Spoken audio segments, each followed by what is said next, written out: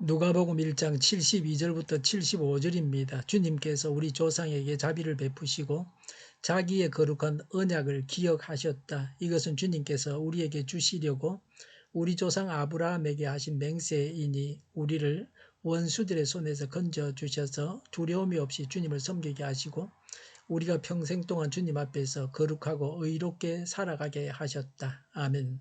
세례 요한의 출생은 어떤 의미가 있습니까? 72절에 주님께서 우리 조상에게 자비를 베푸시고라고 했습니다. 이스라엘 역사를 돌이켜보면 하나님은 항상 언약에 신실하셨습니다. 그러나 이스라엘 백성들은 늘 배반하였습니다. 따라서 이스라엘 백성들은 일찍이 버림받아 마땅한 존재들이었습니다. 그럼에도 불구하고 하나님께서 그 언약을 파기하지 않으시고 사가라 때까지 이스라엘을 돌보아 주신 것은 자기의 택한 백성에 대한 하나님의 자비와 긍휼하심의 결과였습니다. 72절에 자기의 거룩한 언약을 기억하셨다고 했습니다. 사가랴는 하나님과 이스라엘 사이에 맺은 언약을 거룩한 언약이라고 했습니다. 이것은 그 언약 자체가 거룩하다는 것입니다. 하나님과 이스라엘이 맺은 언약은 거룩하신 하나님께서 주체가 되어 맺으셨을 뿐만 아니라 그 언약 속에서 하나님의 사랑과 구원의 계획이 담겨져 있기 때문에 거룩한 것입니다.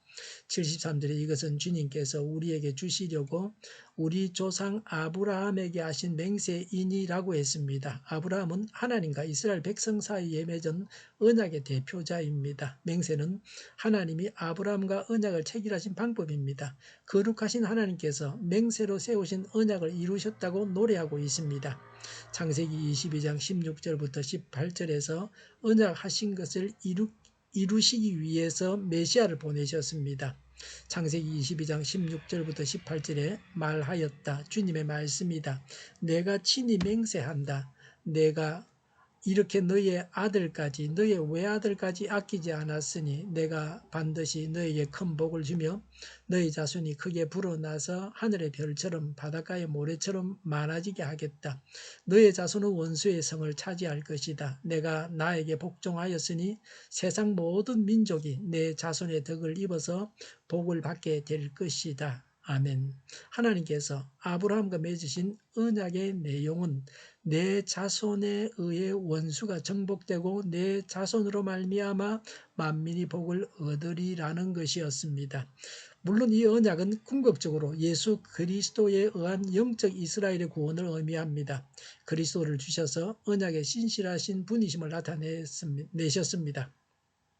혹시 장래에 대해 불안해하지 않으십니까? 언약에 신실하신 하나님을 믿으시기 바랍니다. 74절에 우리를 원수들의 손에서 건져 주셔서라고 했습니다. 언약의 내용입니다.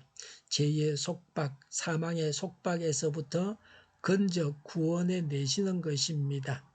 하나님께서 자기 백성을 구속하신 목적에 대해서 말합니다. 74절에 두려움이 없이 주님을 섬기게 하시고 그랬습니다. 이집트 때도 이런 목적으로 구원하셨습니다. 지금도 마찬가지입니다. 그런데도 구원받은 자가 다시 죄에 매이고 죄의 종이 되는 경우가 허다합니다. 이것이 문제입니다. 우리는 받은 자답게 두려움 없이 하나님을 섬겨야 합니다. 정확히 말해서 하나님만 두려워하고 이 세상에 있는 어떤 것도 두려워하지 않고 하나님만 섬겨야 합니다.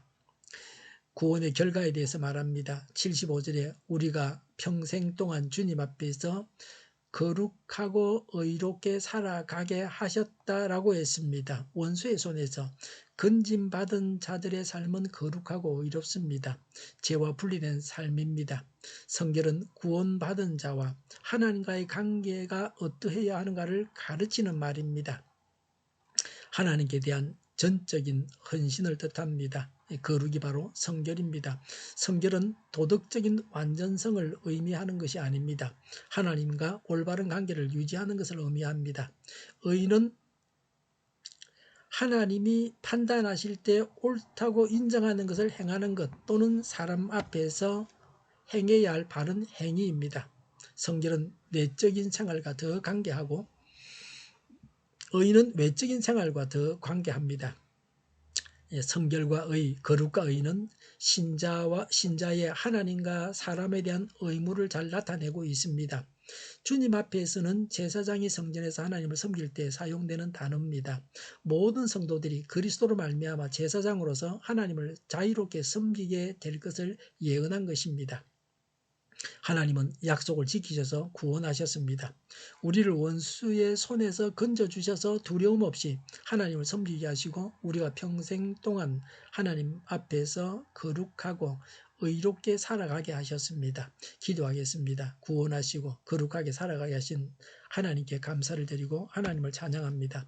오늘보다는 내일이 더 낫게 하옵소서. 교회가 분열되지 않고 하나가 되게 하여 주시옵소서.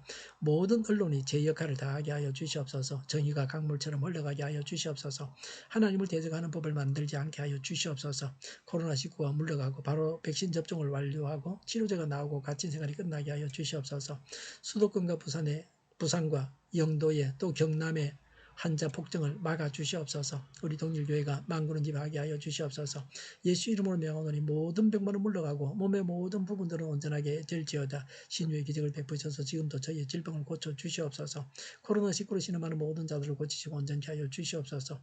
교회와 나라를 고치시고 성결케 하여 주시옵소서. 잘못된 것을 제거해서 온전케 하여 주시옵소서. 저희와 교회와 이 나라의 민족을 불쌍히 여겨 주시옵소서. 이 나라의 지도자 복을 허락하여 주시옵소서.